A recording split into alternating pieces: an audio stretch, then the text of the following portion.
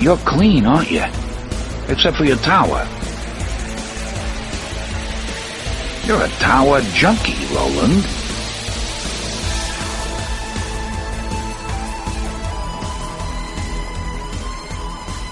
Hello and welcome to Tower Junkies, presented by ObsessiveViewer.com. Tower Junkies is a podcast devoted to Stephen King and his magnum opus, the Dark Tower series. We discuss the themes, characters, and mythology of the series in Palaver episodes, and review the books and comic series in Kef episodes. We also discuss King novels related to the Dark Tower, non-Tower King novels, TV and film adaptations of King's work, and the latest news about potential Dark Tower-related adaptations. You can find more of our work at TowerJunkiesPod.com and follow us on every level of social media at TowerJunkiesPod. And I am your host and din for the podcast, Matt Hurt, and with me today is my callmate, Tiny. Hi, Tiny. Hello. Long days and pleasant nights. Hi. Oh, no, that's the thing from the books. Anyway, yeah.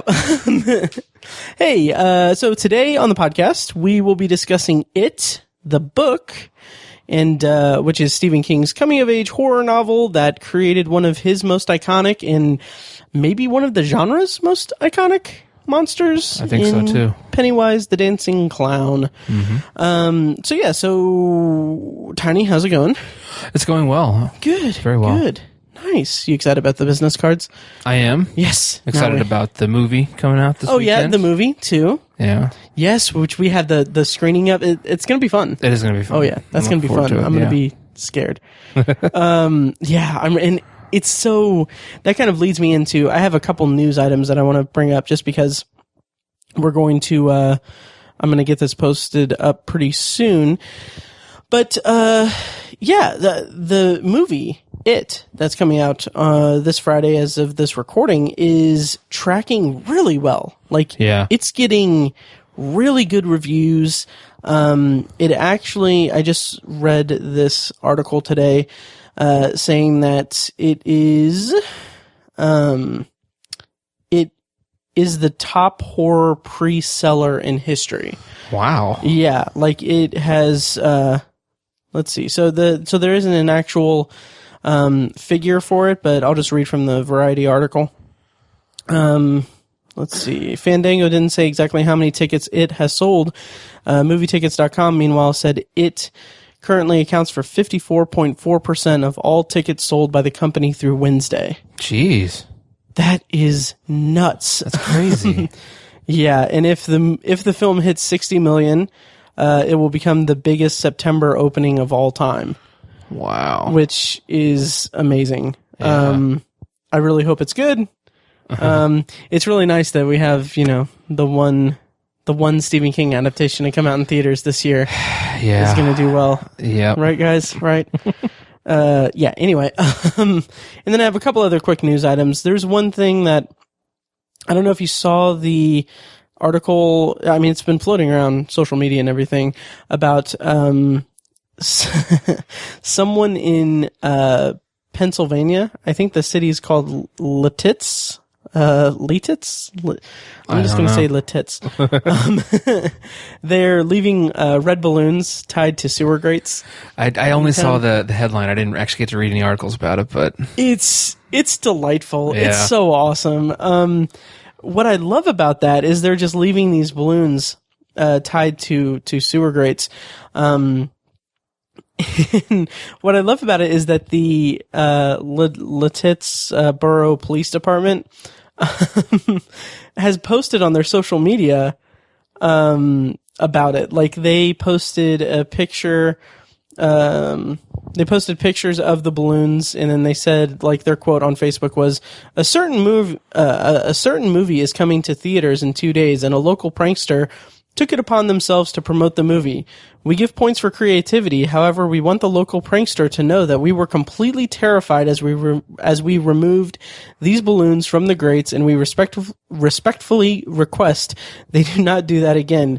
If you're not sure what we're talking about, search it and watch the preview, but we suggest watching the preview with a friend or coworker with all the lights on and the sound down low." That's funny. Yeah, it's funny. It's a nice, little cheeky thing. And then, our local news posted it on their Facebook, and there was like, "Yeah, this isn't funny, guys." And I'm like, I don't know if they were serious because it's pretty funny. Yeah, it is. Yeah, but yeah, what do you make of that? It's all in good fun. Yeah. Oh yeah. It's encouraging that someone is going to that length, Right. just to have fun and like promote the movie, sort of in a way. So it's encouraging that people are that enthusiastic about it. Yeah, it's all in good fun. I mean, let's. I'm trying to think of other examples of that happening though, like other. Yeah, like instant. I don't even think it's not even like viral marketing, like sanctioned by the studio or anything. It's just people that love the book. Yeah. Presumably. So it's exciting. Totally. Yeah. And then finally, we do have something that I read today that somewhat local to us. There's going to be a Stephen King short film that's filmed in Greenfield, Indiana, which is... Where's Greenfield in relation to Indianapolis, Tiny? Do you know? Greenfield is east of Indianapolis, about 10 miles. Oh, really? Yeah. Oh, wow, that's close. Yeah. Okay. Anyway, they're going to be the folks at 5 After 5 Productions. They're going to be filming a what's called a Dollar Baby, which is Stephen King's.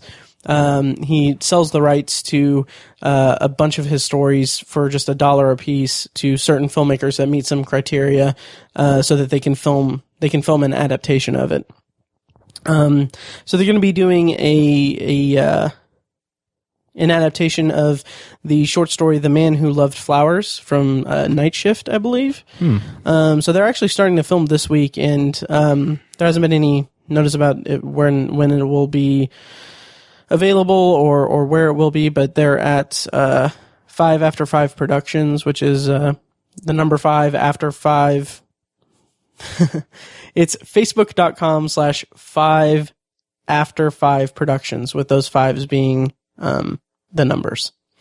So that's pretty exciting. Cool. Kind of close by us. I actually sent them a message to be like, "Oh, hey, you want to, be on the show maybe? Do you want to do that?" So we'll see what happens. But yeah, that's exciting. So Tiny, we are here to review it. We are. Yes. Which is exciting. I just recently finished it for the first time. With respect to with my history with Stephen King, like it's funny because when I was listening to it, I was listening to the audiobook, which, by the way, Steven Weber just, oh my God, he really set the bar high for future narrators of audiobooks for me. Like, it's unreal. Like, when you have a character that stutters a lot in the book, it's like that performance like kind of makes or breaks it with it. And like, I watched a little bit of the miniseries after I finished the book, and like, I mean, like, I like Jonathan Brandis and Richard Thomas, but like Steven Weber just vocally doing the stutter is like incredible. Like, it blows them out of the water. Nice. Yeah. So I finished it a couple weeks ago. It was the first time reading it. After that, I kind of went through my list of Stephen King books that I've read, and I tried to piece together them by the order that I read them in. So starting with the first and then most recent. And what I found interesting, and this is a slight tangent that probably belongs in another episode, but what I found that was interesting is that I think, unless I'm forgetting something, really the only, well, I don't know if it's the only 2 books that I read before The Gunslinger were The Shining and On Writing. I felt like I'd read more, but that's what I came up with on my list. So I thought that was interesting. But there's got to be one somewhere that I think maybe Carrie I may have read before that. Maybe. Yeah, there's probably something. Yeah, there's got to be, because I was a Stephen King fan before The Dark Tower for sure. Yeah. But anyway, to get to my kind of roundabout way to get to my point is that I read it for the first time a few weeks ago. And this was the 26th Stephen King book I've read. Wow. All told. Yeah. And I had been putting it off because I knew that this book was kind of a cornerstone of his bibliography, and it was kind of a big a big book, obviously. Yeah. And it was also just something that people raved about. And I kind of wanted to kind of savor that, like save it until I'd gotten some more King books under my belt, because I kind of in the back of my head, I kind of thought, what if this is like his best? And yeah. There's nothing like nothing to kind of go up from there. But yeah, what's your history with it, the book? It's one of the King books that I avoided for a long time, along with the Dark Tower series, actually. Mm-hmm. I avoided it because it's so long. Yeah. And, I remember my brother, tried to read it when he was in like junior high. And he was like telling me about it, and it sounded really complex. Mm-hmm. And he was saying, it takes place over like 30 years, and there's different timelines, and it's 1,100 pages long. And I was like, oh my God, I don't even know if I can count to 1,100. I was like in 4th grade at the time. And so I just avoided it for a long time. I was intimidated. It was another book that I was intimidated by. Sure. And so I finally read it for the first time, like about a year and a half ago. Actually, I bought it. I bought it. It was around the time that they announced they were making the movie. Okay. And I was like, I've got to do it. I've just got to sit down and hunker down and read this thing. Nice. And I found it to not be a challenge. Like I thought it would be challenging. I mean, reading The Dark Tower is challenging because there's just so much there, and it's so long. I think The Stand is a bit challenging, but it did not feel that way. It was so fluid. And so I think I finished it in like 2 weeks. Nice. Which is really fast for me, given that it's an 1,100 page book. Right. So not only did I read it, did it take me forever to read it, but I read it quickly. It took me a long time to get to it, but I read it really quickly, and I think that kind of speaks volumes to how much I enjoyed it. So nice. Yeah. Very nice. So the way that we're kind of going to structure these book reviews on here is that this is what we're calling a Black 13 episode, in that it is a King novel that has some direct connections with The Dark Tower. So the way that we're going to distribute this review is that we're going to do a non-spoiler section, and then we will do a spoiler section, and then after the spoiler section, we will do a brief discussion about how the book ties into the Dark Tower and how it fits into the Dark Tower mythos and everything. So for those who haven't read the book, you can listen to the non-spoiler review, and I will read a plot description courtesy of the back of the paperback edition that I'm going to go grab right now because I didn't bring it out. Okay, so the plot description courtesy of the back of the paperback is as follows. To the children, the town was their whole world. To the adults, knowing better, Derry, Maine was just their hometown, familiar, well-ordered, a good place to live. It was the children who saw and felt what made Derry so horribly different. In the storm drains, in the sewers, it lurked, taking on the shape of every nightmare, each person's deepest dread. Sometimes it reached up, seizing, tearing, killing. The adults, knowing better, knew nothing. Time passed, and the children grew up, moved away. The horror of it was deep buried, wrapped in forgetfulness, until the grown-up children were called back, once more to confront it as it stirred and coiled in the sullen depths of their memories, reaching up again to make their past nightmares a terrible present reality. Frightening, epic, and brilliant, Stephen King's It is one of the greatest works of a true storytelling master. Okay, so that is the back of the paperback, which is mammoth. Mm-hmm. It's ridiculous, which, by the way, if you happen to be in Indianapolis, we are going to be hosting, through the Obsessive Viewer podcast, a one-night event screening of short horror films from local filmmakers. It's called Shocktober in Irvington. Tickets are on sale. You can go to shocktoberinirvington.com. That's on October 6th, 2017 at the Irving Theater. And I bring that up now because we are actually going to be giving away a paperback edition of It as one of the prizes for the raffle. So join us there. And so Tiny, let's get into our non-spoiler review of It. What you said you read it a year or two ago? Mm-hmm. Yes. Year and a half ago. Year and a half ago. And what were your overall thoughts with the novel when you finished it? I absolutely adored it on so many levels. It was just a terrific book. The best way I can iterate that is I think I'm going to have to. I've read The Stand twice, and I need to read this. I need to read it again, and I need to decide which one I think is Stephen King's best single book. Because I think those two are at the top for me, and I really, for me personally, I don't know which one is better right now, because I need to read both of them again and make a decision. That's how much I liked it. I was just completely blown away by it.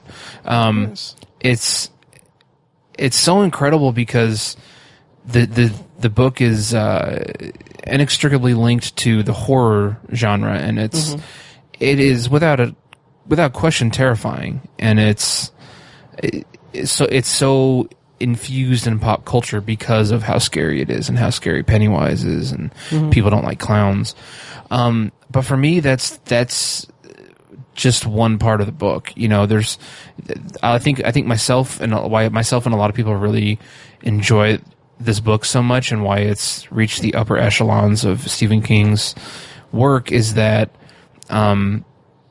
it's such an incredible commentary on being a kid. Yes. What it's like to have best friends as a child, and then how your childhood affects the adult that you become. I think that commentary is arguably the best part of the book for me and a lot of other people. So it's amazing what Stephen King was able to achieve while still scaring the shit out of people. Right. Which that blows me away every time I read one of his books. It's like, you know, like the incredible rich history of the Overlook Hotel and The Shining, and you have the interesting like politics in the Dead Zone, and you have just all this cool stuff that plays in the background, and you think it's the background, but then sometimes you're like, is this what the book is actually about? Is it actually just about these kids being friends? Like, you don't even know. That's how good Stephen King is at subplot and character development. You know, it's really remarkable. So I think it's become one of my favorite books in general, not just Stephen King books. I wish it weren't quite so long so that I could just read it a handful more times, just willy-nilly. It is just an incredible book. It's scary. It's touching. It'll tug at your heartstrings and then turn around and scare the crap out of you. It's a really unique book. It's great.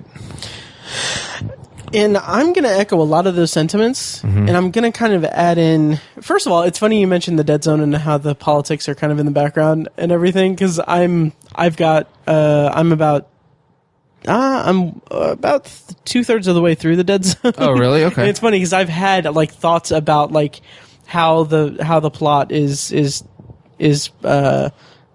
parsed out to us in that book, and like when I finish it, we'll have to do like a review if you want to do a totally. review. I'll have to read it again because it's been several years since I've read that. Right.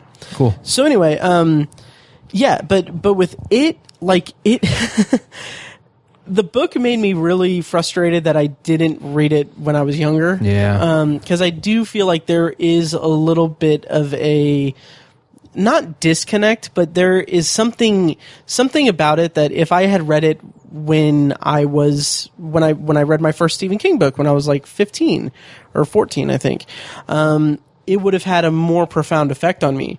But reading it now as a 31-year-old, 31, Jesus.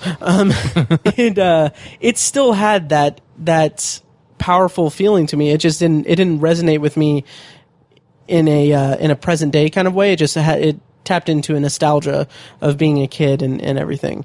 But having said that, it is very close to being my favorite King novel that I've read. Like I've said before on the podcast, I do keep a list of King novels that I rank, and that's always changing. So, it's just kind of my mood for the day is like, oh, I think this book will be my favorite King novel.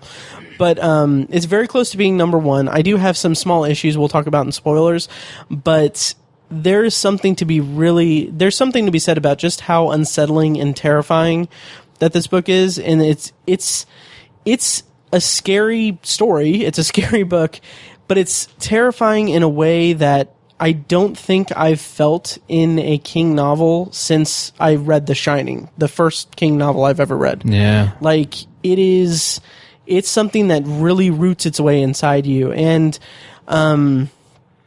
it's indicative of King's work on a grander scale, because, like, arguably all the terror that I've read in King's work is effective in the same way. Just because you empathize with the characters so that you're not just scared of what's terrorizing them. Like, you're not freaking out because Pennywise is a scary clown. You're scared because whatever it is terrorizing the characters that you've grown an affection for. So it's kind of a double-edged sword, that you're both terrified because it's a creepy clown that's killing kids, and it's also because you're terrified and you're it's built up enough suspense that you're fearful for the kids that it's terrorizing. And I don't think I've had just as strong a horror vibe from King since The Shining, because I've read books like 11/22/63, Under the Dome, Pet Sematary, which is more of an emotional journey for me, at least.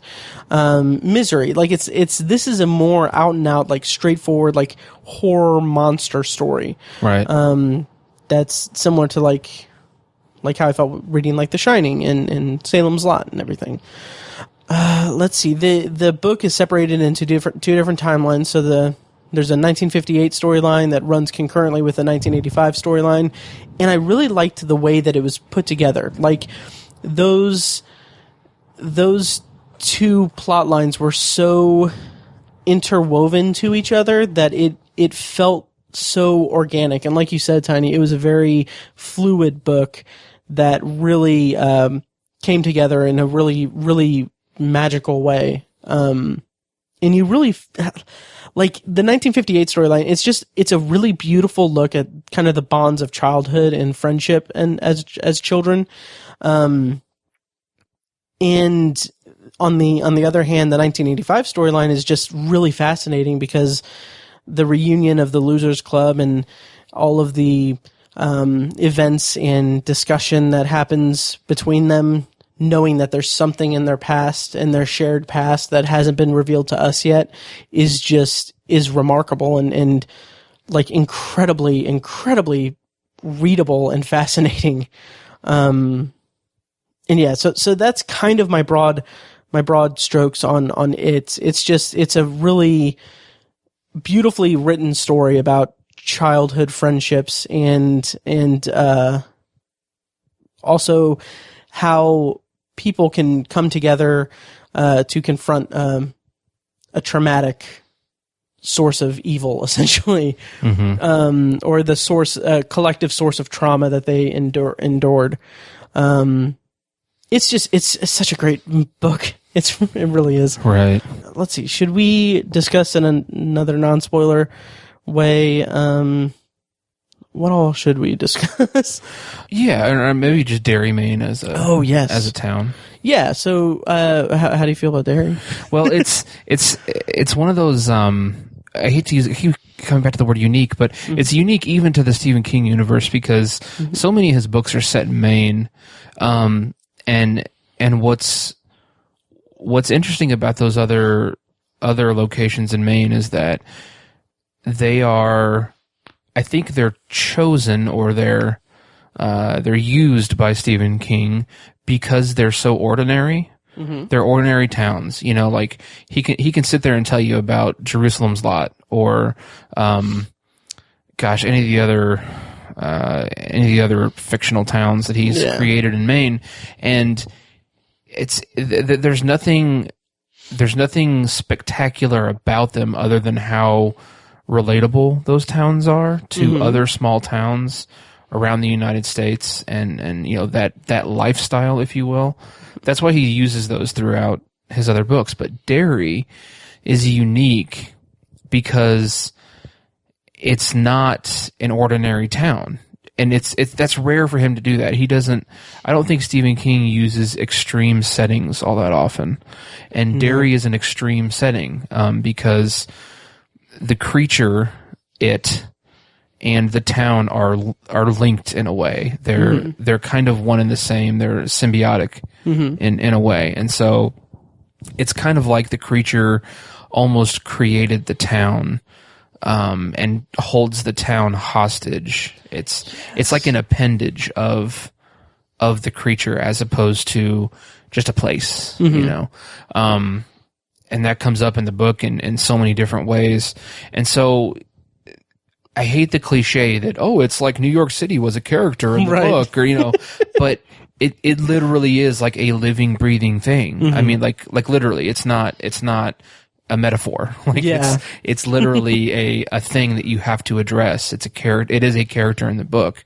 It's beyond just a setting. And, the emotion that kept it's this idyllic, it's portrayed very early on. It's this idyllic bucolic town, like a lot of Maine towns in the Stephen King universe. Right. But you slowly find out what it really is. And I had this interesting urge that I wanted to save it. Yeah. And I think it's because he delves into all this history, and like the town has gone through so many, like it was a logging town, and there's all this industry around it, and there's just it has a deep history. It's you can trace it back several hundred years, and he goes into that, and it's so fascinating that I love that there's so many stories that spawn from this place that are such cool stories that I want to save the town because I want to save those stories, you know? And so it's like, I didn't give a shit about Jerusalem's Lot, really. I didn't really care if it, you know, if it just burned down or something. Like, obviously I don't want that to happen, but I feel like Derry is just so unique in that sense that I wanted to save it, and I wanted to see people continue living there, and for the citizens of Derry to actually find happiness in their hometown. You know, because I don't want to give any spoilers or anything, but that's a hard thing to do in Derry, right? To say the least. So that's just such a that was just something I hadn't really experienced in other Stephen King books before, or a lot of books, really. Yeah, you know, I agree with you there. It's like, let's see, it's like to kind of, it's like the Pennywise or the it creature is like, okay, look at Salem's Lot, like to use your example, like you said, you don't really get a sense. I mean, you get a sense of Salem's Lot because they have the long interludes of characters just kind of going about their day and everything. You get a sense of it, but it's more that, Barlow just kind of came to Salem's Lot. Whereas like Pennywise is a part of Derry, and Derry is just it's literally it's in the root of Derry, like it's in the sewer system, and it's just very much entrenched in Derry, Maine, and it is a very unique thing because like it's so intrinsically tied that you do get a different perspective on it, on the fear and danger that's in the book compared to the fear and danger that's in Salem's Lot. I need to read Salem's Lot again. Yeah. But yeah, it's really great, and I love the depth that it goes to kind of illustrate the history of Derry and the feel of Derry.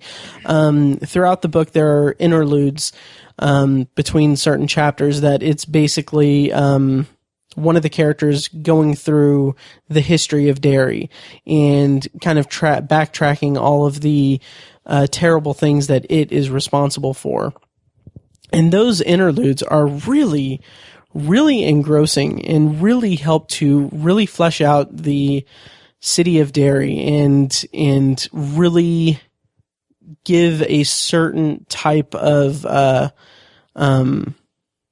pressure to the story and tension to it about how, like you said, Tiny, you want to save Derry, and the more you learn about Pennywise, the more you think this might not be such an easy thing to do. Right.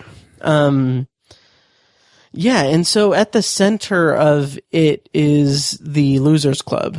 Group of 7 kids. There's Bill. There's Bill Denbrough, who I'm a dick.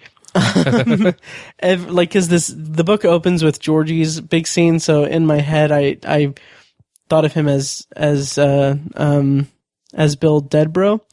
Oh my god, which is terrible. But there's Bill. I guess I'm going to name all of them: Bill Denbrough, Stanley Uris, Richie Tozier, Beverly Marsh, Ben Haskam, Mike Hanlon.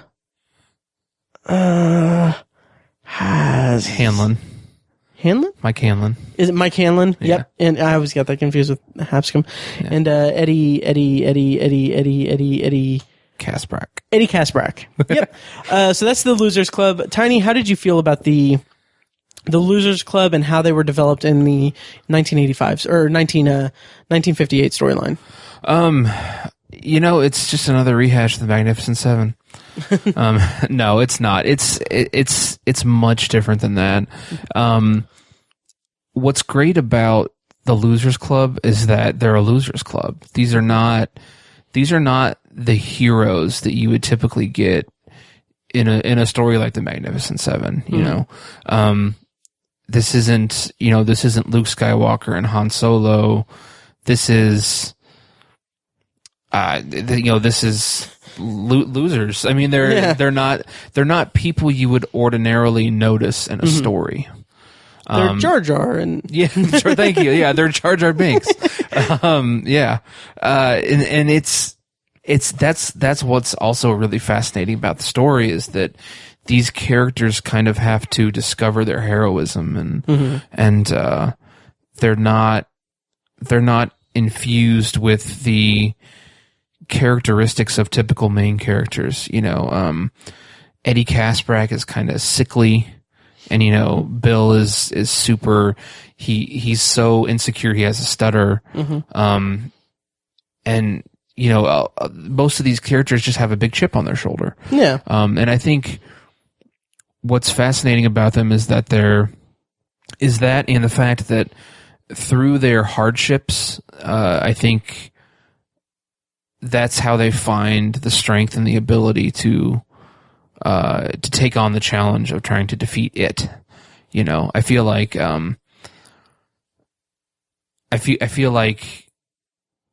Bill losing his brother and Beverly dealing with her abusive father, Ben Hanscom dealing with bullies and having to move around with his mother. All those things combined from each character is something that it's a place of it's a point of focus for them that allows them to overcome the incredible fear of going down into the sewer to fight this entity that you don't even know what it is, and that's been killing children for centuries. It's a really remarkable piece of camaraderie to see it all come together, and they're just really likable kids. I mean, they're just really likable kids. Big Bill is just an awesome leader. He just has that. He has that ability to befriend someone to the point where they're literally willing to walk into literal hell with him. I mean, that's what these kids were doing, is walking into hell. And it's because they loved and trusted Bill Denbrough so much. So he's incredible for that reason.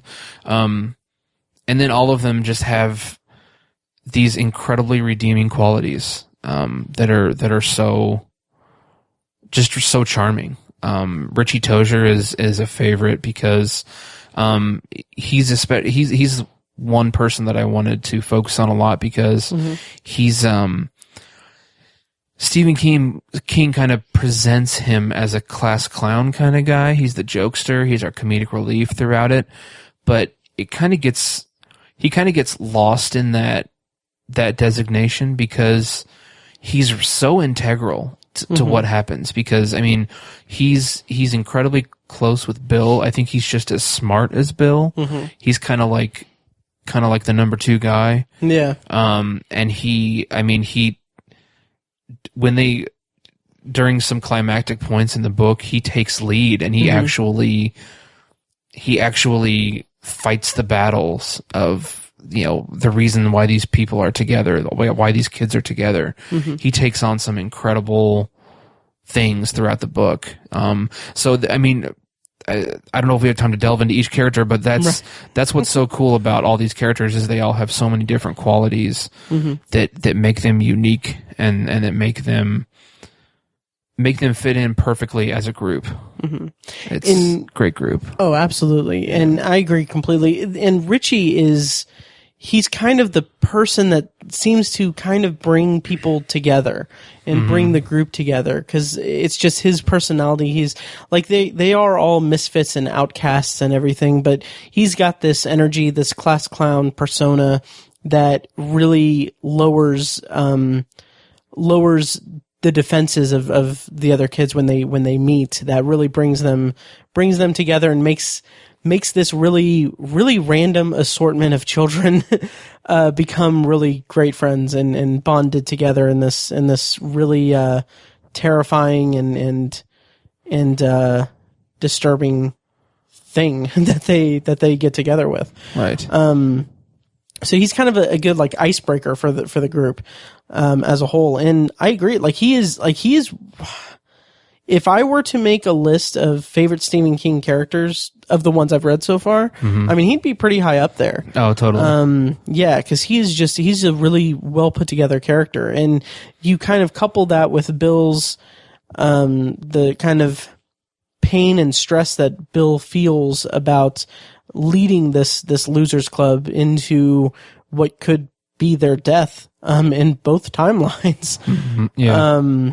Like that is something that really works together and fits together in a really strong way that really comes through on the page. Mm-hmm. And there's some fun contradictory stuff or some kind of back and forth, because like Richie's the comedic relief, he's the jokester, but mm-hmm. all the kids are funny. Oh yeah, they all crack jokes throughout the book, and mm-hmm. Ben Hanscom he's the smart guy, he's the brains. Mm-hmm. But they're all smart kids. I mean, right. they all know things, and mm-hmm. and then you have something like Bill. He has a stutter, which stutters it's a psychological problem. You kind of mm-hmm. it's rooted in some kind of a feeling of inadequacy or not having faith in yourself or whatever. Mm-hmm. But he's the leader of the group. It's kind of weird that someone who feels inadequate enough that they have a stutter is also the leader of a group. It's really, that shouldn't work, but it does. Right. That should not be a characteristic of your leader, but it is, and it just kind of works. It's. I mean, we talk about character development all the time with Stephen King, but mm-hmm. it goes to show you how important it is and how much it can drive a story to have your characters so deep and so well rounded. And I think the Losers Club is towards the top of examples of Stephen King characters who are well crafted. Yeah, and what makes the book so impressive to me, and the narrative structure and the entire narrative so impressive to me, is that King can make the focus of the book be 7 central characters. 7 central characters, a very deeply developed town that they're in, plus this demented clown that demonizes them and murders a bunch of kids, and then also have room for some villain characters that are bullies to them. But having the main story center around 7 different characters at 2 separate times of their lives when they are wildly different people, yet still somewhat similar, and being able to juggle all of that in this massive tome, in this huge story that he's telling, is just really remarkable in terms of just from pure storytelling perspective. And it's just so impressive. It really is. Yeah. Let's see. And do you want to talk a little bit about Henry Bowers and, also, yeah, I'll give my small thoughts on the Losers Club. Yeah. I basically agree with everything you said. I just love the bond that they have. Yeah. And how they're bound together by this terrible thing that they're opposing, essentially. but they have just such a nice quality to their chemistry with each other and the way that they interact with each other. Like there are moments when, like in the book, they seriously, obviously they go through terrible ordeals, and there's a lot of moments where King talks about how they love each other, like they are bound together, and they love each other as like they're like kin. And you really get a sense of that through everything, and how they go through so much uncertainty and so much terror that it's just, you really get a sense of the bond that they feel. And that was probably the strongest thing about the book to me. Totally. Yeah. And then so Henry Bowers and his own little quartet. Yeah. How did you feel about the villains or the bullies in the book? They're almost, I think Henry Bowers is almost over the top sadistic. But I never knew anyone really, like in my own life, who was like that much of a bully. Yeah. I'm not saying I didn't see anyone ever get bullied, but I'm saying like he has his friends hold down Ben Hanscom so that he can carve his name into his stomach with a knife. Like that's really dark and sadistic. I think that's a different level of bullying. I think a lot of bullying is entertainment based, and it's like, oh, it's funny to give a kid a swirly or shove him in a locker. Sure. You know, that's not funny. That's just sadistic. Right. And so he's a special kind of bully in that way. And you know, I think Henry Bowers goes beyond bully, and he's really just an evil kid, really. I mean, and that comes to a culmination in the later parts when they're adults. He's just an evil kid, and you know, I think it's very important that Stephen King kind of laid out that, you know, he wasn't born that way. You know, typically psychopaths and killers and evil people are created; they're not born that way. At least that's, you know, kind of a typical saying.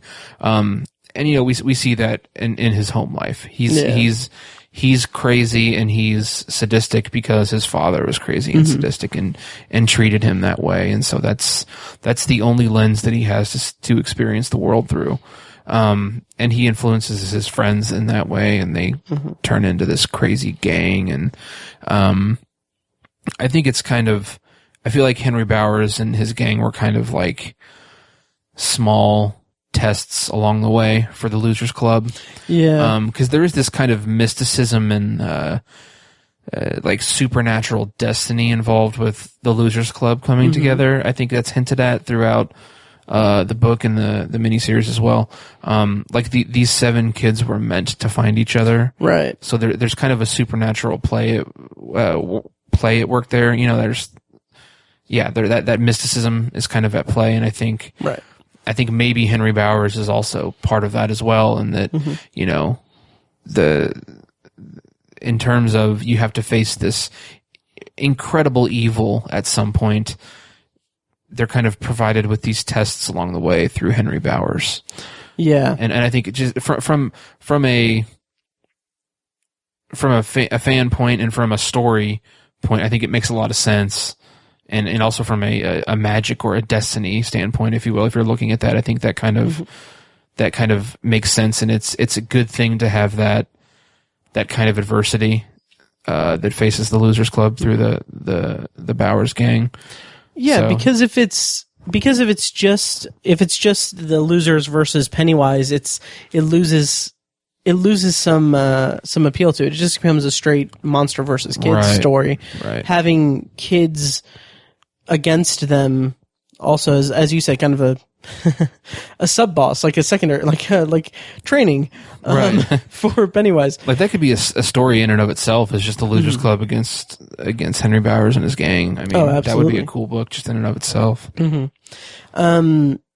Yeah, and I feel like to talk more in depth about that, we'll have to beat around the bush a little bit. So we should kind of just go into spoilers, I guess. I think so, yeah. Yeah, so before we do that, do you, overall thoughts, like where does this rank with you in with Stephen King books? It's top 3, definitely. It could be my favorite of his. I really can't. and that's something that changes from time to time. Misery was my favorite for a long time. Oh, yeah. The Dead Zone was my favorite for a long time. The Shining for a long time. It sounds like I'm 58 years old when I'm saying this.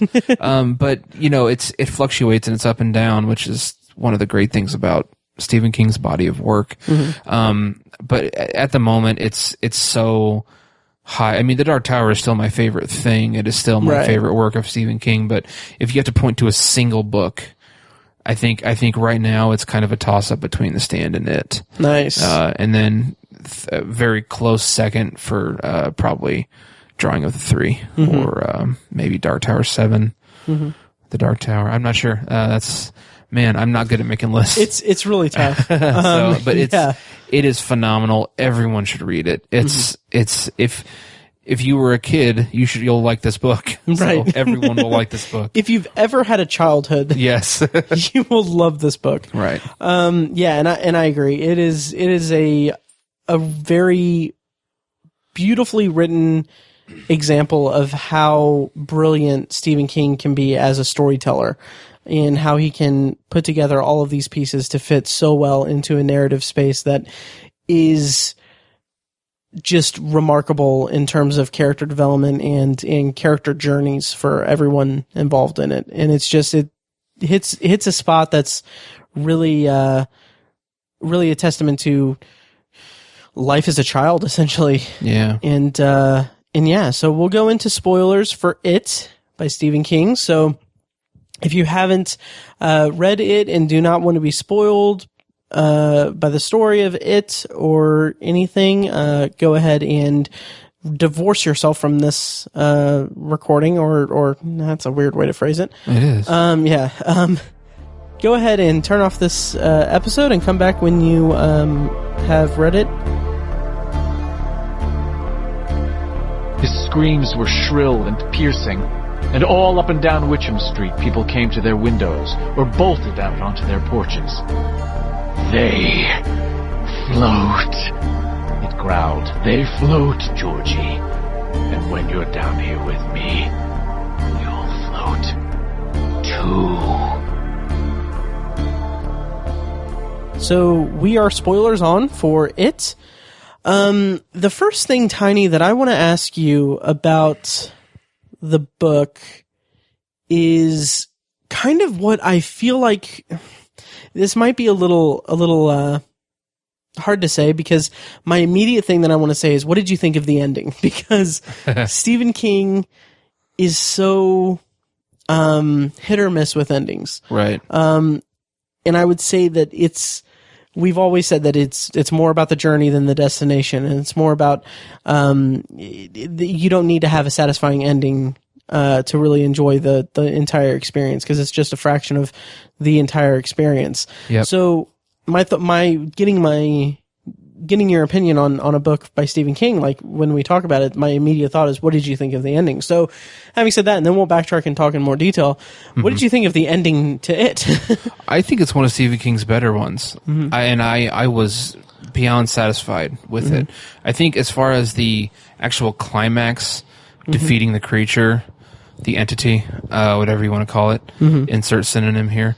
I think that was wholly satisfying, because it's the creature is it's almost like beyond space and time. It's flat out says that it is an eternal thing. It's an eternal being. It's not just going to die of old age or something. Yeah. And it's so menacing, and it's such an insurmountable task to defeat this creature that I think it has to be. I think it was a great choice to have the ultimate downfall of the creature be or kind of like a psychological thing, or be sort of outside the realm of space and time, if you will. Yeah. It had to be a spiritual, magical scenario for it to be defeated. And I think the way that Stephen King crafted that process, the chud, if you will, the way he crafted that was really well done. I wasn't confused. I wasn't like so what's happening now? He actually physically walked into the creature. What's going on? Right. Like, no, it's like it was a battle of the minds at the end, and like I understood it, even though it was kind of a super physical thing, like beyond the physical world, if you will. Right. I think that was a great choice. I think it worked really well. It was the proper way for that battle to happen. And I really enjoyed it. I thought it was well done. And then from there, kind of the denouement, coming out of the sewers and finding the wreckage of Derry, was pretty heartbreaking. But at the same time, it's like trying to there's no way to move on from Derry. You can't just be like, well, we won and it's defeated, and I'm just going to move on with my life. No, like it has to be. It's such a terrible thing. It has to be forgotten. Right. And, literally as soon as the air clears and they start moving on physically, they start moving on emotionally and mentally. They start forgetting about what happened. And, in a way that's very tragic, but like I said, you cannot live with the memories of Derry. Yeah. And which is embodied by what happens to Stanley Uris. You can't cope with such intense evil, and so I think that was a great choice as well. And then he ends it on a high note with Big Bill riding on Silver with Audra. I think that was, we needed that. Yeah. As an audience, you need something like that to give you a bit of I'm glad it was a happy ending. Right. He tends to go a little dark sometimes. So that was fun. That was a nice way to end it. And it ends on a note of childhood majesty, if you will, which is again that's my favorite theme of the book, is the childhood, the majesty of being a kid, and the magic of being a kid, if you will. And he ended on that note, which was again just the perfect way to end it. So. Oh yeah, it was the perfect exclamation point on on the book. Like that was the perfect way to end it. I definitely agree with you there. Nice. What did you think of the ending? I really liked it. Yeah, good. The whole interdimensional mind thing, that got a little bit cloudy to me, a little meta. bit, and a little confusing. Yeah. Just, it was hard to track a little bit, especially with the dueling time periods. Yeah. But just the descriptive power of his prose is like I'm already a bit of an arachnophobe, but just hearing the descriptions of its final form is, it just sent shivers up my spine, and it was remarkable.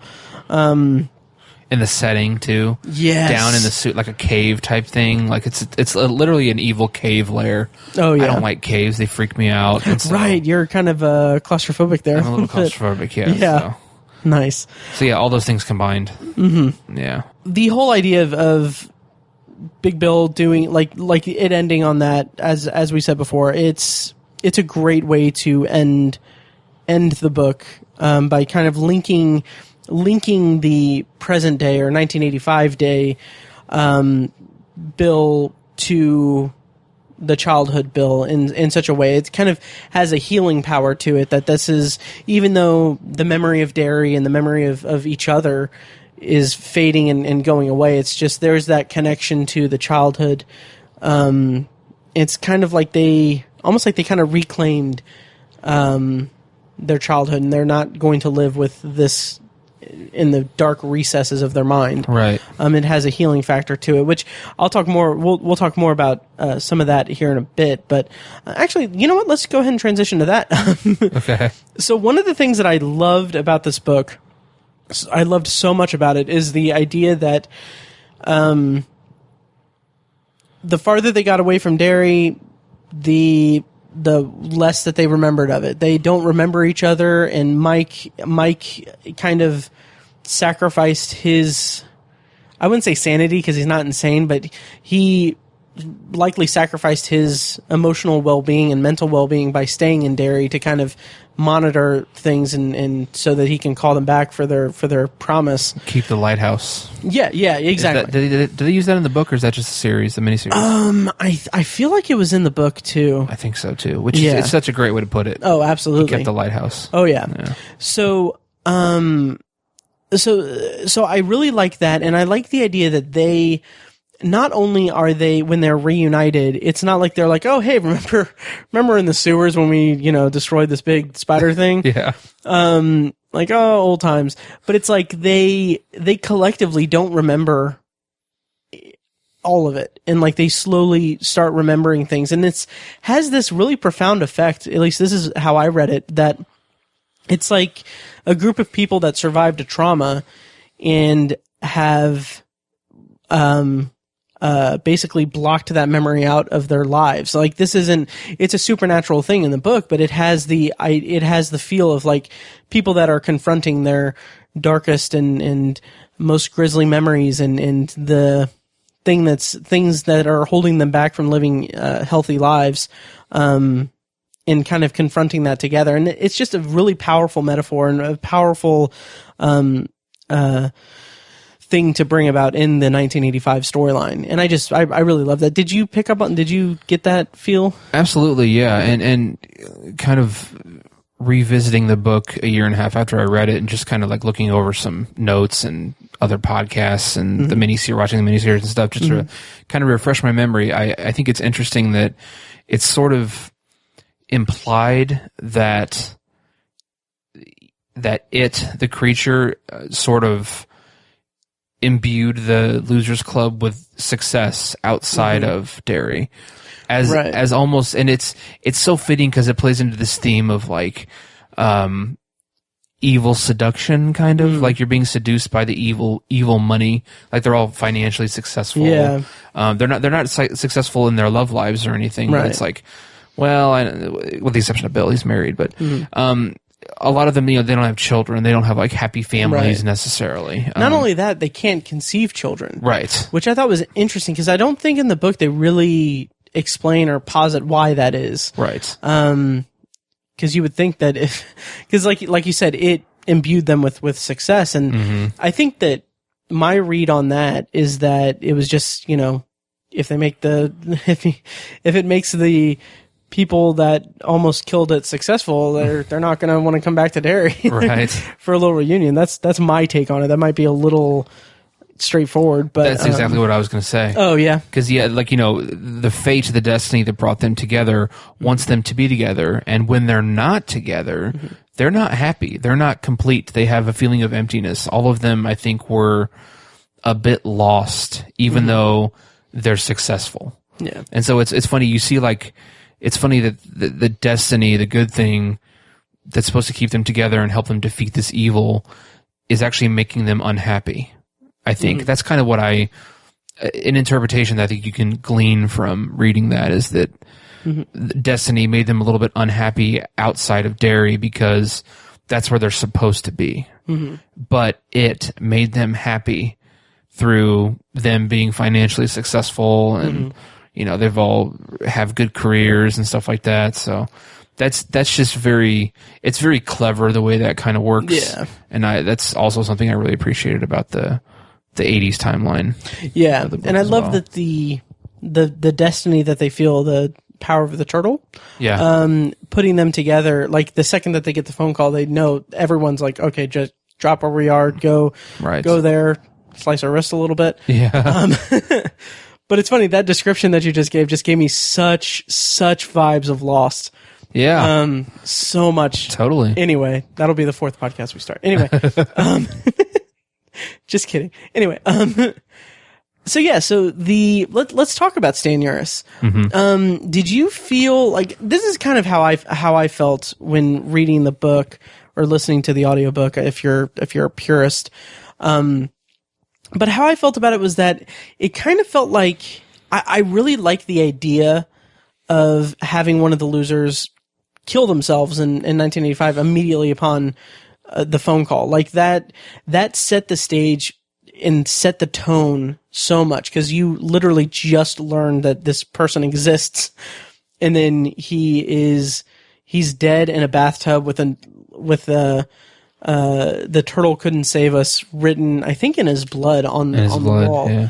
And it's like, that imagery is just shocking and horrifying, and it raises so many questions throughout it. But I kind of feel like not having Stan in 1985 made his 1958 counterpart kind of not recede into the background, but kind of not have as strong a characterization, or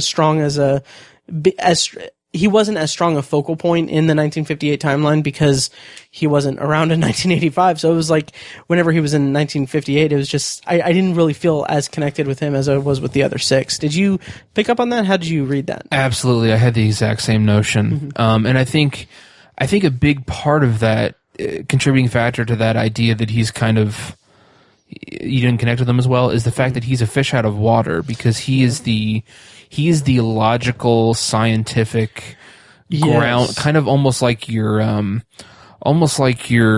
control group in an experiment.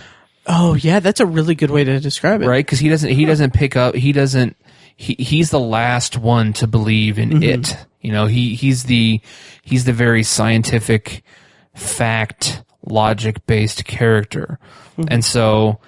It takes him forever to really believe in this thing, and he has he's different from all the other characters in that regard. And I think, and what's also funny is it's kind of hinted at that he has a little bit of psychic ability, like a little bit of it's hinted at a little bit, but it's never full on come out and say, you know, he is a full on psychic like Jake Chambers. Right. It's not to that level. But I think part of the reason why he is especially terrified of it is because, and so terrified that he would rather die than face it again, is that he could literally touch its mind and see just how awful it is. He could experience the evil of it, as opposed to just, you know, experience the evil of what it's like to be it, as opposed to just experiencing it. And so I think that's all those things kind of play into why Stanley Uris is the one who killed himself. And also I think he's the character that as a child faced the least amount of adversity. He really did, yeah. I mean, the chip on his shoulder is that he was Jewish. Right, yeah. Which is, it's not, he's picked on by Henry Bowers because of it, but that's it, really. But it's more like he's kind of picked on because he's Jewish, but it's also like the kids picking on him for it don't really understand why they're picking on him for it, just that he's different. Right. But he didn't lose his brother. His dad doesn't beat. Actually, there's a really nice scene where he has a conversation with his parents, like at breakfast in the morning. I don't know if you remember that part. I don't remember from the book. His dad's a dentist, and he's like in the book. He has this really. His parents are not. There's this running theme or this aspect or fact about the town of Derry that the parents are oblivious to what's going on. Yeah. And the parents are kind of under the spell, if you will, of it, that they just don't want to know what's going on in the town. They have blinders on. Yeah, they have blinders on. Yeah. Rose-colored glasses. And a lot of the adults suck in the book. They're just terrible people. But Stanley's parents are not that. So, opposed to a lot of the other characters, you know, Eddie's overbearing mom, Bill's parents who are just checked out because their son died, Bev's dad beating the shit out of her, all that stuff, he doesn't have that. And so I feel like he's the least prepared for adversity because he's experienced the least amount of adversity. That's a really good point. Yeah. So I think it makes so much sense that he's the character who killed himself. And I think that event, him killing himself in 1985, it really grounds the group and really, I think it, not that they needed it. Right. I think it's not that they needed it, and it's not that it's an excessive thing. Like he didn't have to kill himself to bring the group together, but I think it kind of falls into both categories, and I think it was a good idea, and it's such a jolt into 1985 to have one of them kill themselves. It's really it just wraps a lasso around the audience and ropes them into 1985 by having him kill himself. So I think it was a good choice as far as the story goes, but it's tragic that the man killed himself. Yeah, and the way you describe it, that definitely. I mean, I agree with you there, and it's. Like you said, it's not like the suicide brought them together, but it's just that the fact that their collective memory is so fragmented that the fact that Stan killed himself is enough to really hammer down the importance of what they're doing and the gravity of what they're facing. And I love how Pennywise kind of taunts them with Stan's death. There's a scene in the books after they meet where I think that they find his head, or I think it's Mike sees his head, just Stan's head in the fridge. Yeah. It's really, really great. And it's funny. I was gonna. You touched on the parents and everything, and I agree. I really like the idea that all of these characters kind of have not terrible parents, but parents that have their own stuff going on. Right. With somewhat of the exception of Richie, I don't really remember. Yeah, I don't think his parents are mentioned very often. I don't think so. I think he's a pretty happy kid. Yeah. But like you said, like Bill, like the description of Bill's parents just being just cold to him and distant after Georgie's death, like that was just heartbreaking.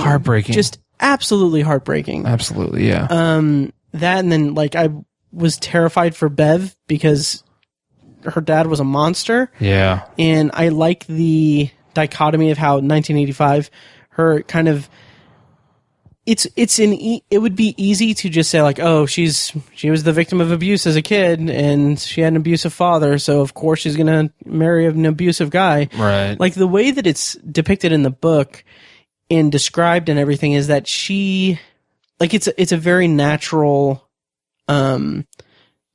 description for why she was with her abusive husband, Tom, I think. Tom, yeah. Yeah. Her abusive husband, and it just tracks narratively and gives so much more depth to her character. I actually don't remember that part. Oh, really? Of the book, yeah. Yeah, it was something like she felt that she hated her father, but it was all that she knew, and that she couldn't admit that she hated him because a part of her did love him. Right. But that was it's really well drawn in the book. I'm not doing it justice, but it's there, and it's really spectacular. Gotcha. So we've gone this entire time really without talking too much about Pennywise. Yeah. And it itself. So yeah, what did you think of Pennywise the Dancing Clown? Well, it's when people talk about the book and the story and everything, I feel like that's kind of the in, because I feel like Pennywise is part of like pop culture now. Yeah. I mean, that's, which is not typical for Stephen King. I mean, right. His stuff, it doesn't become pop culture-ish. There's always been, Stephen King's always associated with like kind of weird, like the weird kid. Yeah. And it's like if there was a kid in high school who read a lot of Stephen King, he was kind of a weird outsider kid, if you will. I don't know. But Pennywise is part of pop culture in that he's the essential, the quintessential scary clown, But it's funny because that's just one sliver of what it is. Absolutely. And it's so fascinating that like the clown is kind of like the default. It's almost like the default setting for whenever it encounters someone for the first time, or it's just generally being present at one of the events, like the Ironworks explosion, or when they shoot up the gang in like the 30s or something like that. Oh yeah, because the Ironworks explosion is like right around the turn of the century, and then it's like the 1930s is some gang is coming to town to rob a bank. Yeah, I can't remember. The whole town shows up and they have a big firefight. And then there was the fire at the black spot. The fire. And then there was I can't remember the timeline for it. But anyway. Well, yeah, but in all those major events, and whenever it is kind of first presenting itself to a person, doesn't really know them yet, it's like the clown is the default setting. That's at least that's kind of how I interpret it. Right. And it's kind of interesting because you would think it would just appear as a person. Yeah. But I don't know why. as far as I know, it's never explained why a clown specifically. Yeah, I don't think it is described. Which is great. Oh, yeah. Don't explain. I don't want to know. Yeah. It's mysterious. And yeah. It makes the character... Yeah, if anything, it's to lure kids. But right. Like you said, like in the 30s when the gang is getting gunned down, that he's just as a clown. Right. And it's random. People know he's there, but they don't. It's like, hey, was there a clown at that shootout in the town earlier today? I don't know. I thought I saw one, but yeah, it's just weird. Like, yeah. Oh yeah. And what's fascinating about, I think, the creature at the end is that in the end, it's a spider, or actually it's a little bit ambiguous because it said it's like a spider. Yeah. So it's not necessarily like an 8-legged with the fangs and spins a web. Like it's just similar to a spider. The way that it's described is that their minds couldn't comprehend its true form, and the closest that they could come is this spider-looking monster. Right. Which I think that's beautiful, and that's so Stephen King. It is, yeah. It's really quintessential King. It really is, yeah. Yeah. So I think it's such a unique villain, and with regard to the fact that it's a shapeshifter and that it's eternal. It came from unknown origins and an unknown time. No one really knows how long it's been there. It's wrapped up in so much mystery, but as soon as it's there, you know what it is. Like that's it. That's it. But we don't. It's such a diverse villain that you can't even give it a name. You have to call it. Its title is an article. It. Right. It's so that's. I mean, I think that's an incredible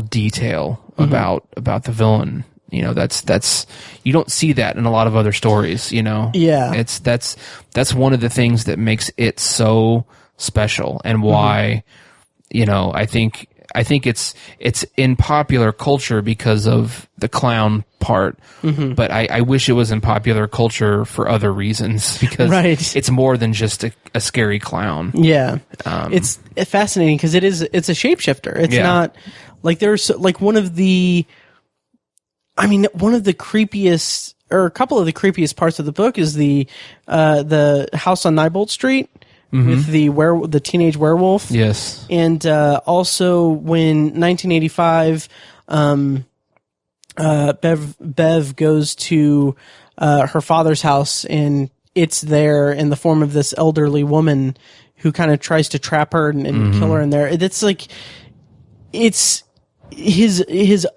other forms of it are really really spectacular in the book. Yeah. And I kind of wish it got its due. Yeah. And it's interesting that the creature has to it kind of reads your mind in a sense that it shifts into what you fear the most. And so that's a really cool aspect of it. It also steals paper boats, so it's kind of a monster in that sense. Yeah, true.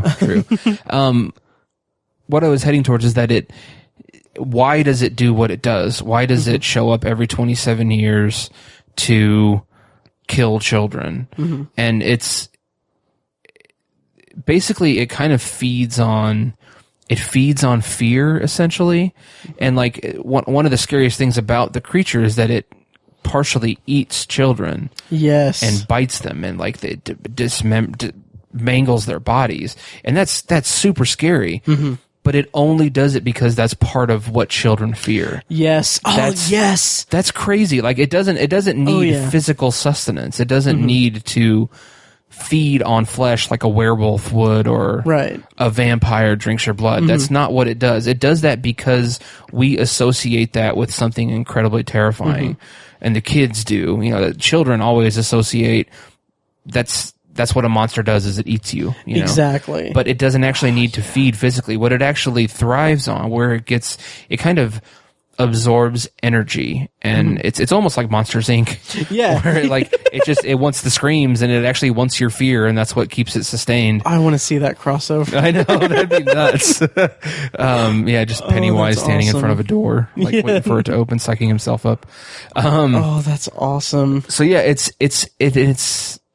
what I love about it is that it's a gray area. Mm-hmm. I still don't fully understand why it does, like, what is its reason for existence, and why does it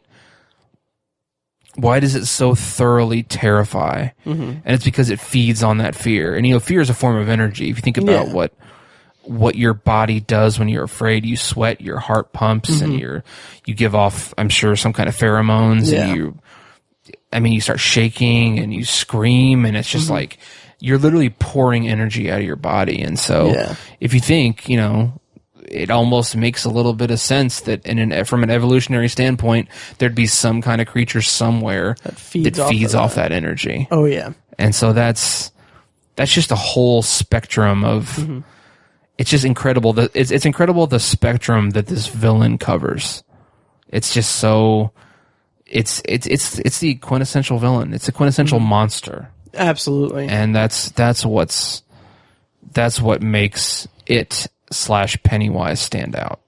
Absolutely. That's really well said. Thank you. And the whole idea of one of the best parts of it for me was one of the best revealing parts of it, because we don't get much reveal, but one of my favorite parts of the reveal of it is that it feeds on the children, or partially eats the children, because that's what they fear. I love that as a concept.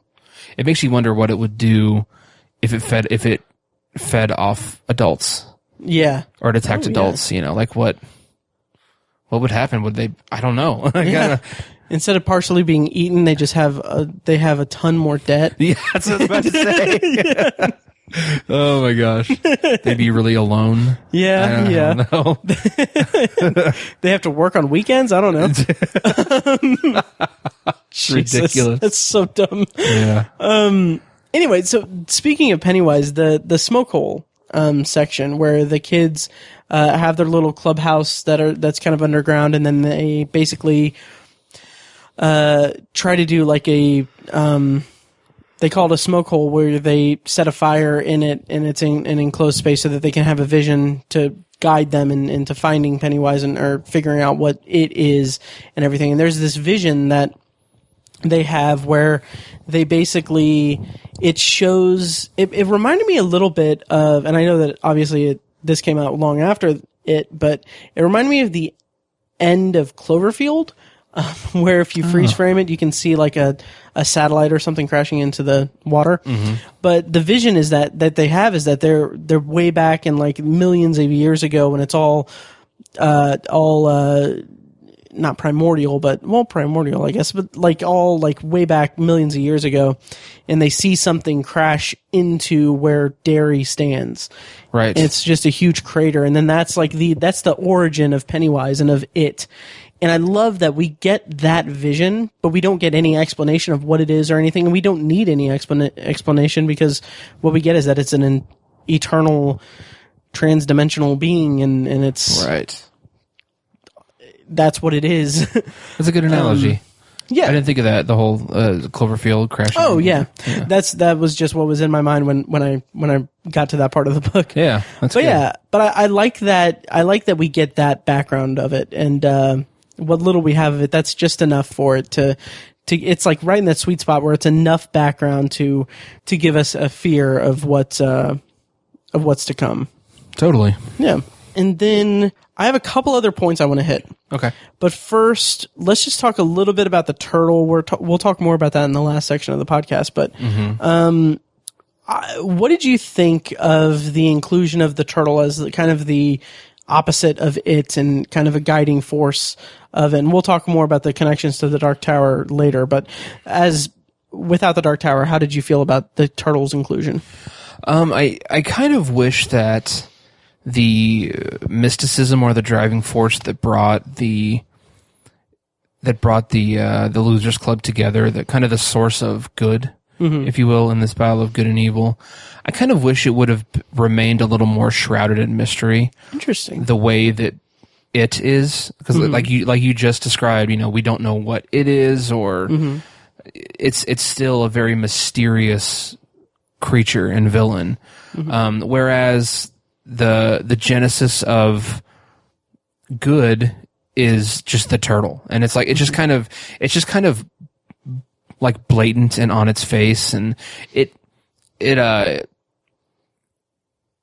it's good because it's linked to other Stephen King works, most notably The Dark Tower, right? The Turtle, but so I appreciate it for that reason. But I just feel like it was a little clumsy, I guess, as a plot point, and I think it worked fine, and I think it was interesting that the turtle had kind of just given up, right? And it was kind of like, whatever, do what you do. If you can defeat him, fine. If not, whatever. I'll wait another 27 years. Right. It was just kind of a fuck it attitude from the turtle. It was kind of funny, if I'm remembering it correctly. Yeah. And so that was it was interesting in that regard, and I don't have an issue with it. I just feel like it could have been even better if it had remained a little more shrouded in mystery. Yeah. Yeah. I can understand that. I was fine with how much we got of it. I thought it was a nice counterpoint to the monster, because we get the sense that there's something that's binding the kids together and you know, putting them into a position and something that's helping them out along the way a little bit here and there. But not very much. Right? Yeah, no shit. But there's somewhat of a balance to it, so it's not like, I mean, because without the turtle, and I know that you didn't say that you didn't want the turtle not included at all. You just wanted more shrouded in a mystery. But I like the inclusion of the turtle because it gives a balance to it and showing that there's other forces at work rather than just this monster that's underneath Derry and controlling and killing people. It was a little vague, which was fine. Yeah. And I think part of that was just what kind of contributed to my slight confusion during the climax, because, I mean, I was expecting the turtle to pop up, but it was just like, okay, now we have two different timelines, characters that are interfacing with this monster in this weird parallel world or this interdimensional thing, and then there's a fucking turtle. And it's just like, it's a little bit overload for me, but overall, I enjoyed the inclusion of it, and we'll talk more about the connections to the Dark Tower, but I liked that it had some tie to my favorite thing. Okay. And then the last thing I want to bring up, Tiny, and I don't know how well you remember this from reading it. I understand it wasn't in the miniseries. Sexuality.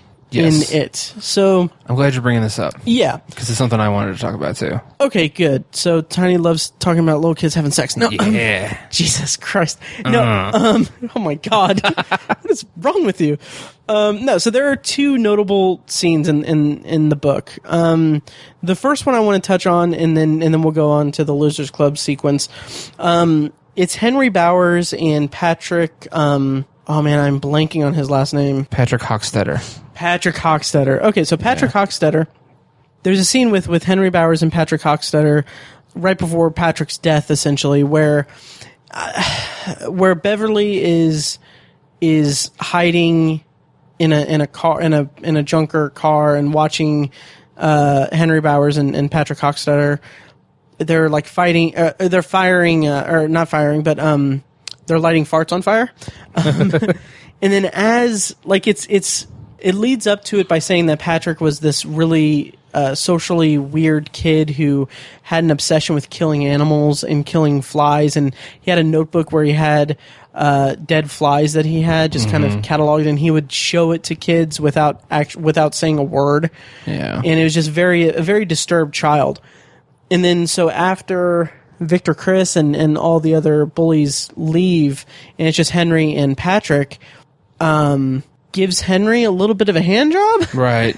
And it's kind of weird. It's a weird moment that I thought was interesting in that it was building up the Patrick character and how he was a sociopath and he was maladjusted, and it was just really it was a really kind of disturbing scene just because he's basically doing this to Henry without, like, it's not like a romantic thing or anything. It's just like, hey, let me jerk you off. Right. And what I didn't really like about it is, like, right after that, he's dead.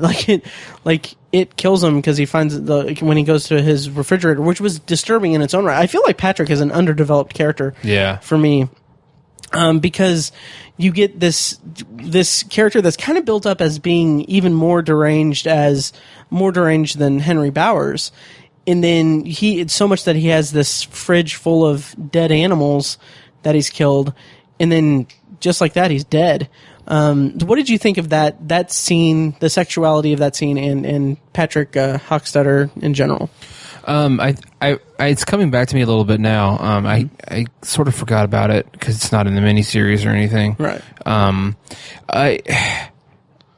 It is extra disturbing, I think, because Patrick Hochstetter is also kind of a little bit slow, I think. Yeah. He's very unintelligent. Like, he probably has a very low IQ. Right. And so, for that reason, it's kind of exploitative, I think. Like, Henry is exploiting the fact that he's really dumb and doesn't really know what's happening. Yeah, well, it's not necessarily that. It's that the way that it's depicted in the book is that Patrick asks him if he wants to do something and that it's fun. Or if Patrick's like, do you want me to do something to you? It's fun. And then he starts like feeling him up. Okay. And then after a while, like Henry's in this weird trance and then he's like, do you want me to put it in my mouth? Wow. And then Henry's like, wait, what? And then he kind of snaps out of the trance and then he threatens to murder him because he doesn't want people to think that he's gay and right. all this. It's this kind of weird, out of place scene, but I kind of liked it in terms of characterization of these kids that are already pretty disturbed. And it's just kind of showing their I don't know how to describe it. Yeah, I can't really describe it either because I didn't remember it all that well. Mm-hmm. Yeah. Yeah, but it seems more like I don't know. It's kind of an anomaly in the book, except for the Losers Club scene. Yeah. So after in 1958, after they've defeated it, and they come out of the sewer and everything, or I think they're in the lair of it. I thought it was before they defeated it. No, I think it's right after. It's after? Yeah, because the way that it's described is that it's right after they've defeated it, and they can feel that bond that's between them starting to fade already. Mm-hmm. And so basically what they do is each of the Losers Club has sex with Beverly. Right. And it's a gangbang like with in a row. Kids. Yeah. Yeah, they run a train on her. It's weird. Like, it is. Like knowing... Okay, so my perspective on it is I'd heard about this scene. I knew vaguely what it was, or I knew that there was a gangbang, a child gangbang in it. So the entire time I'm reading the book, I'm thinking that they are under the spell of it, and that they basically rape Beverly as a way to mess with them, or that, like when that scene with Patrick and Henry, I thought that they were going to find Bev and run a train on her. But the way that it's actually depicted is that, I mean, it's not that. It's they're feeling the bond of their friendship fade a little bit, and then they each take turns having sex with her as a way to kind of strengthen their bond and express their love physically, which I get what the point was. I get it. It was just really kind of out there. I don't know how to describe. How did you feel about it when you read it? Yeah, it's super controversial. Mm-hmm. I think besides all of the famous parts of the book, this is kind of tucked in there as well because it's so controversial. I kind of wish it wasn't in the book, just for the fact that it detracts other people. Like, it didn't bother me that much, but I think it bothers a lot of people a lot. Yeah. To the point where they dismiss the book and they don't like the book. They won't read it again. They won't recommend it to people. They won't talk about it. And so I wish, for that reason, I wish it wasn't even in the book, because I think it detracts from how great it is. But personally, I'm sort of indifferent towards it. I think there's also the kind of the thematic idea that Beverly is sort of like kind of repressed by her father. Yeah. Like sexually repressed by her father, because he won't let, he's so obsessed with the fact that she's, getting to an age where she might start talking to boys and becoming a sexual person, that he's completely trying to repress that.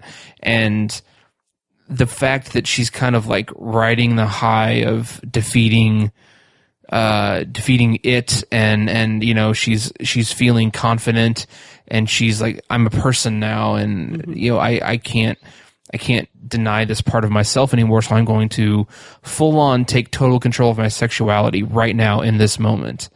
So there's kind of, I've heard other people make that point as well, that it's part of her it's part of Beverly as a sexual person, because she's the one who initiates all of it, right? Yeah. It's not like, hey, you guys want to bang? It's not right. It's not like all the guys were like, hey, I think we should have sex with Beverly now. And she's like, what? Okay, I guess. Like she initiates it. Exactly. So I think a lot of people, I think, see it as a empowering moment for her, which I can totally see that.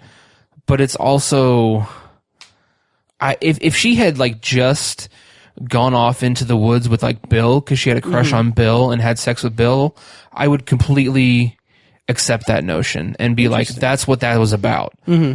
But the fact that she initiates sex with 6 boys all in a row, like that's not just discovering your sexuality. That's a whole other level. Yeah. Most people never do anything like that in their sexual lives. Right. So it's such a... you haven't lived it. I guess not. I guess 6th grade was bland for me. No, like it's such... The problem with it is that it's so extreme. If she had just had sex with a boy, that would be very normal. It'd be a little bit taboo because she's like 11 in the book, but not something so extreme that you don't really ever hear about it. Like, it's a gross thing, but 11-year-olds have sex all the time. So the fact that the problem with it is that it's so extreme. I think if Stephen King had dialed it down a little bit and, like I said, just she'd gone off into the woods and had sex with Bill or something like that, it would be an entirely different thing. But I ultimately, like I said, I don't have a big problem with it. I'm a big fan of bold storytelling choices, and this was super, super bold. Right. But I think it was so bold that it overshot its purpose. Yeah. And didn't it was too much. It was just a little bit too much. Yeah. And like I've read reactions from people who are just so pissed off about it, and just really, they think it's a really misogynistic thing, and it's terrible, and it's super gross, and I get that, but yeah, and it is kind of misogynistic. I don't think it is I don't think it's as black and white as that. Yeah, I don't think so either. Yeah, because on one hand, it's not a lustful thing. It's not like she's all horned up from killing this giant spider thing that she's just like, oh, I want just any dick I can get. Right. But she's like, she feels this bond and this genuine love for these boys. And I think that her relationship with her father is so rocky and so disjointed and abusive that she's not. I don't think it's ever stated that she's sexually assaulted by him or sexually abused, except for when he's kind of under the. I think he's under the spell of it, and he basically forces her to strip down so that he can inspect her crotch to make sure that she's, still a virgin, essentially. Right. And I think that scene plays a pivotal role in the gangbang scene, because at this point in the story, when they've defeated it and she has this she's overcome with these emotions, I think that she has such a skewed perspective on what her body is going through and what her body is going to go through and what it is to be a woman and everything, that kind of makes her have this and also with talking to kids like her peers, like her peers that are girls in her same age bracket who have these different ideas about what sex is and everything.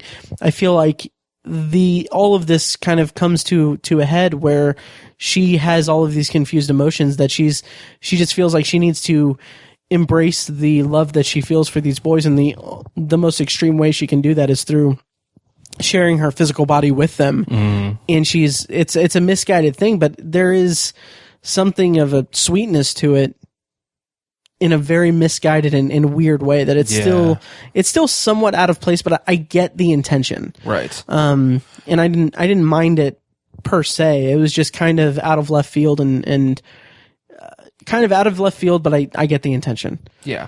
I kind of, I understand all sides of the argument with it, I guess, and I think everyone has a point on both sides of the controversy, if you will. So I understand it, and again, like I just didn't have a huge issue with it. It wasn't a big deal. But I think Stephen King could have taken a different route with what he was trying to communicate. And granted, I haven't heard his side of the story. One thing I didn't research is any explanation he's ever given for it. Right. I don't know that he has given a public explanation for it. I don't know if he has either. But if he has, I'd be curious what he was really going for there. But all the different interpretations of that event, I can understand all of them, and it's controversy can be a good thing. It can draw attention to something, but like I said, ultimately, I kind of wish it wasn't in the book, or I wish it was not such an extreme event. Do you think that anything like this would be, because you said it's not in the miniseries, do you think that, if not this version that's coming out Friday, do you think we would ever see it, like, making it into an adaptation? Anything like it? I really don't think so. It's too controversial for it to be visually represented. Right. That's how I'll put it. I think it's just, it's too controversial and it's too ambiguous. I think if it served a more definitive purpose, it could be possible to see it or something like it in a movie, but or a series if it ever gets remade for another time. Right. I think it's possible, but I just really don't see it happening. I know that the movie coming out is rated R, which is such a great thing. Yeah. Because that's definitely something that the miniseries was missing. It needs to be rated R. Nice. So that's encouraging, but I don't think it's going to be that hard of an R rating. Right. That they'll depict this. I think maybe I could see her like making out with the boys or something like that, or. Well, also kind of the thing that kind of makes it more of an anomaly in the story also is that they do the whole blood pact thing, right? Where they swear to come back if it ever comes back. It's like, why not make that the big moment where they shore up their bond by having a blood pact there? So it's just it's kind of weird that they have two scenes where not necessarily serving the same purpose, but that one of them can serve both purposes. Right. So it's just it's an interesting controversy. But if you have thoughts on the gangbang scene in it, feel free to email us. We definitely want to hear your thoughts on kids fucking each other in the sewer. Oh my god, that's terrible. That is terrible.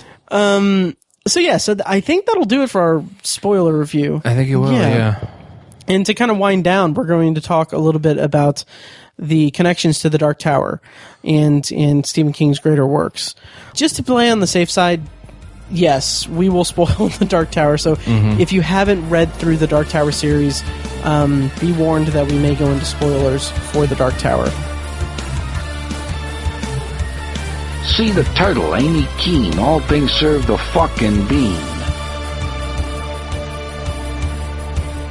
Okay, so to kind of wind down on this episode, we are going to talk about the Dark Tower connections to it and also the greater Stephen King works that we could pick up on. The first thing I want to bring up, Tiny, and this will be brief since it's not directly related to the Dark Tower or anything, but Christine makes a cameo. Yes, that's funny. Yeah, I thought that was pretty cool.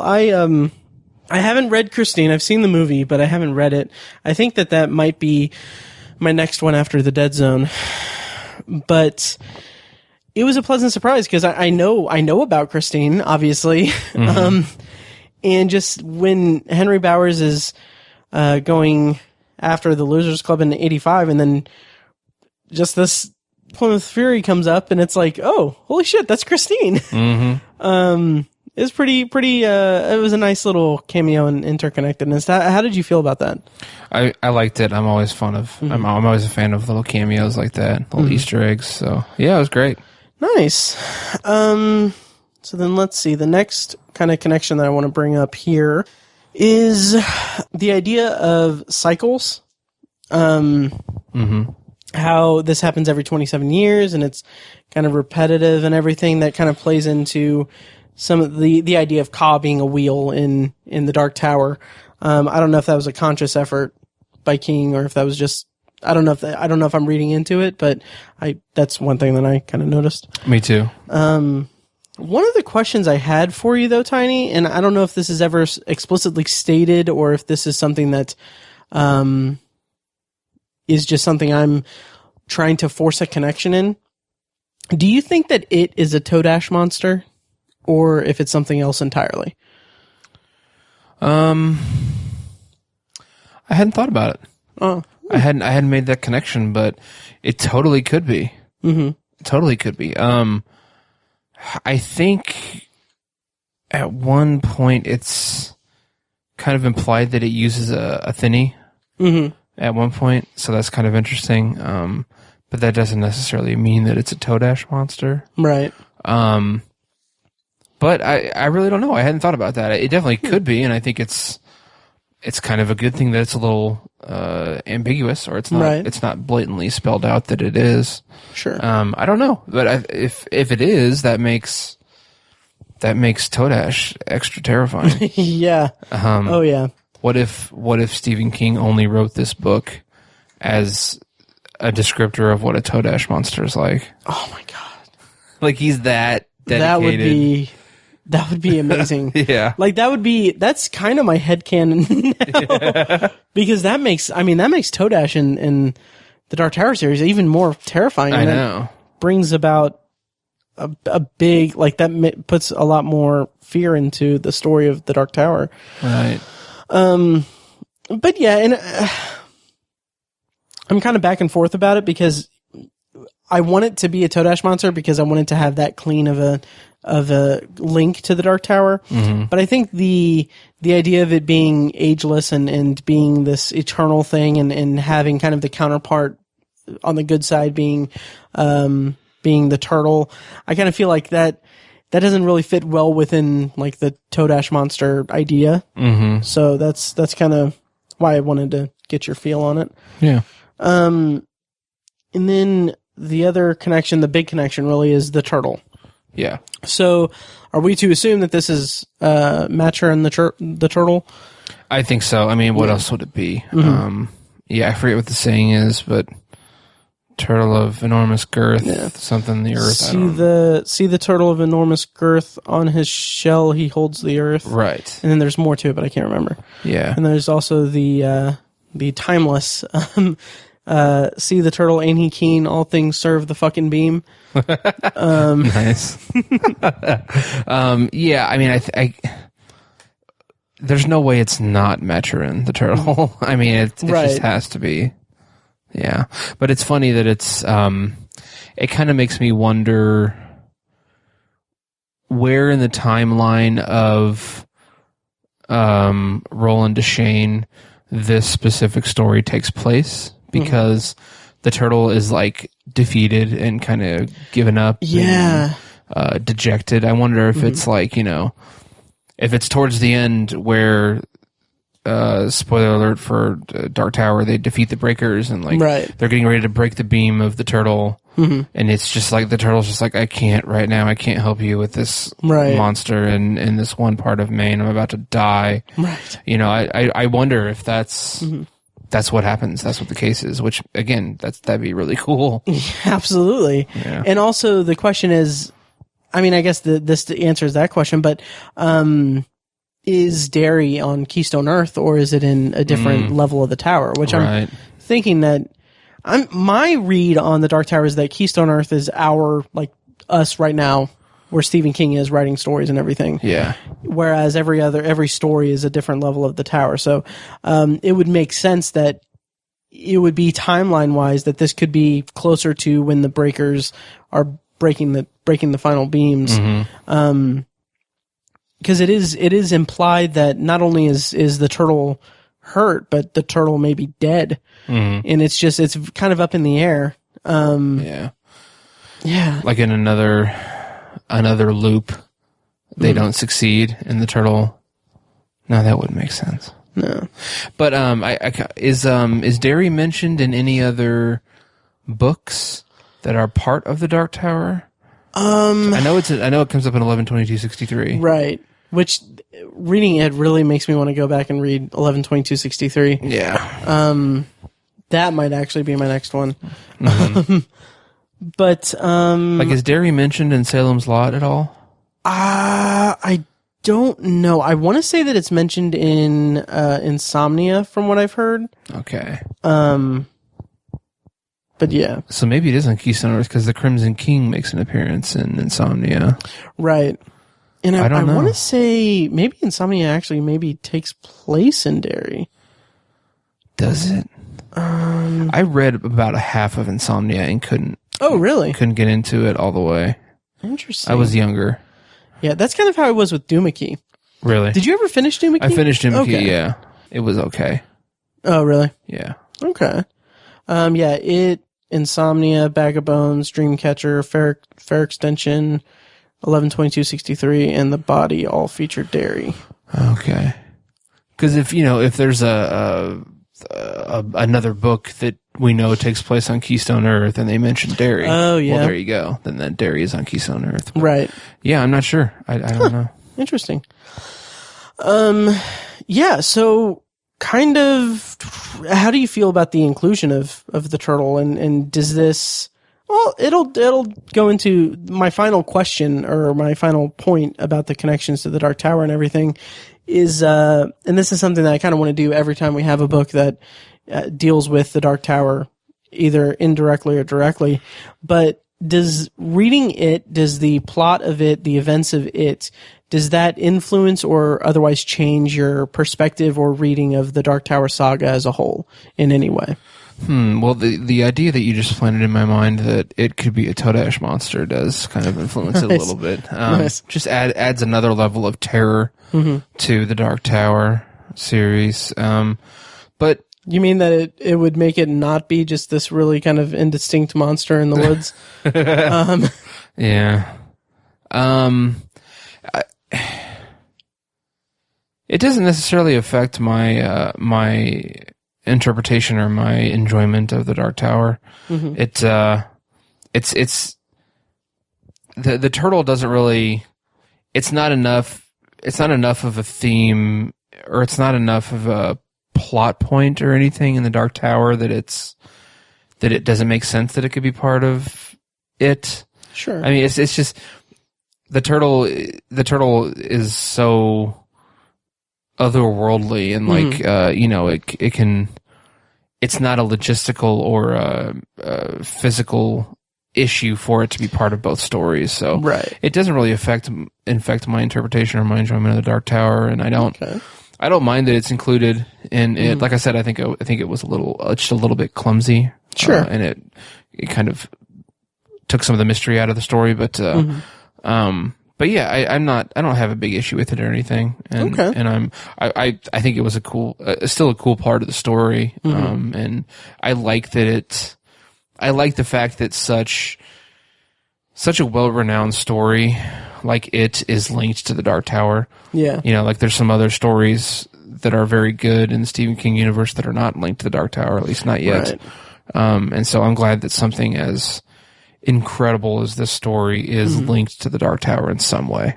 Nice. Yeah. Yeah, I agree with you there. Let's see. And then also, yeah, that's about it. Yeah, I think that's it. I agree. I like that it's included, or I like that it's a part of the story, and I like the inclusion of the turtle. And I really like, in terms of affecting the way that I read the Dark Tower, the way that I interpret the Dark Tower now after having read it for the first time. I think that I like the idea of the turtle being the guardian of the beam, of the turtle beam, being Matcher and the turtle. And I like the idea of the timeline of the events of Derry, Maine and the events of it in 1985. I like the idea of of that lining up with the timeline of the Dark Tower series, where they're at Algol Ciento and they're rescuing the beams, essentially. I like that placement of it, and I like the idea of Roland and the Quartet's actions influencing to some extent, whether or not, or I guess really the Breakers' actions influencing the Turtles' presence in it. I like thinking of those as parallel stories that are happening on different levels of the tower. Yeah, totally. Yeah, and I think in that case, I would think that reading it sometime between books 5 and 7 of The Dark Tower would be good as a good background, I guess, to the story, or give more dimension to the story if you want to have something that ties into the Dark Tower. Right. Yeah, and then I guess that about does it for this episode of Tower Junkies. Yeah. I'm glad you like your new business cards. I do. Yep. Are you gonna give them out to people and stuff? Totally. Okay. Everywhere. Are they gonna be wedding favors? Yeah. Cool. No. Don't worry. I'll hand them out to everyone at your wedding. It's all right. No, anyway, for those listeners, Tiny's getting married next month. Yeah.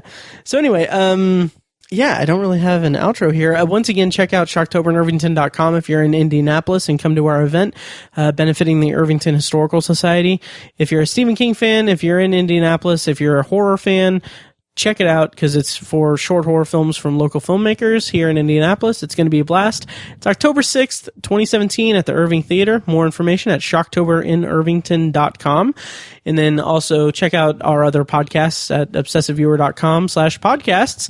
We have The Obsessive Viewer, which is a weekly movie and TV podcast where we cover a specific topic, be it genre, trope, movie, or show each episode. You find that at obsessiveviewer.com.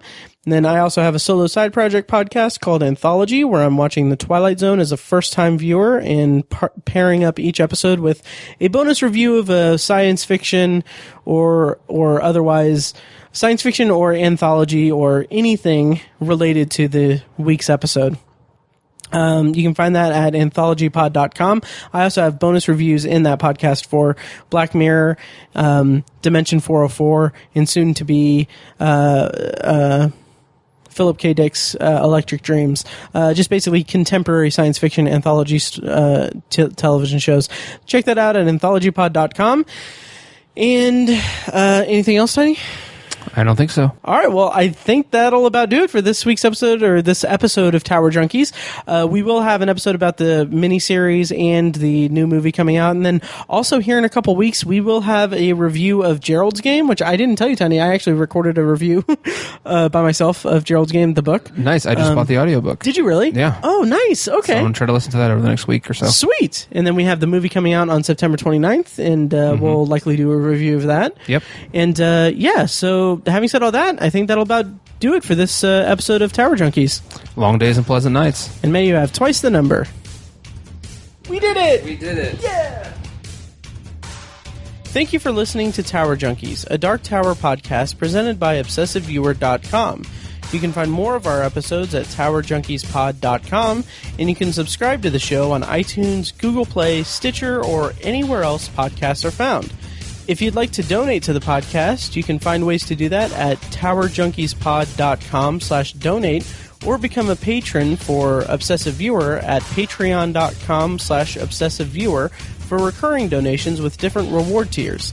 Every donation goes toward paying the fees to keep the podcast running and is greatly appreciated. Any and all feedback on the podcast is encouraged. You can contact us by emailing us at matt@obsessiveviewer.com, or by tweeting us at TowerJunkiesPod, or at ObsessiveViewer and at ObsessiveTiny. You can also like us on Facebook at facebook.com/TowerJunkiesPod. For more podcast content from ObsessiveViewer.com, check out Anthology, my solo side project podcast where I'm reviewing The Twilight Zone as a first-time viewer and exploring other classic and contemporary science fiction anthology television shows. You can find Anthology at anthologypod.com and anywhere podcasts are found. Finally, if you're philosophically curious, check out Tiny's side project podcast, The Secular Perspective, which explores the concepts of faith, religion, and existence from the perspective of secular hosts Chad and Amanda. You can find that at thesecularperspective.com and subscribe to the podcast on the app of your choice. Once again, thank you for listening to Tower Junkies, and we'll see you next time.